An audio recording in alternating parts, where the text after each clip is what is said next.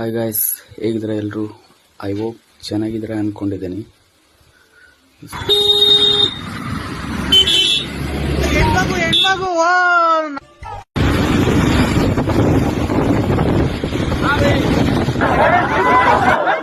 ಯಾವ ಇವೆಲ್ಲ it is not makes no sense.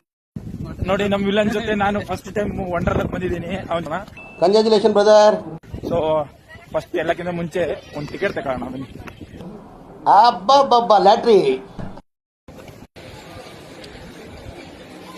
ಏಯ್ ಬಾರು, ನೀನ್ ಬಾರು ಹೀರೋ.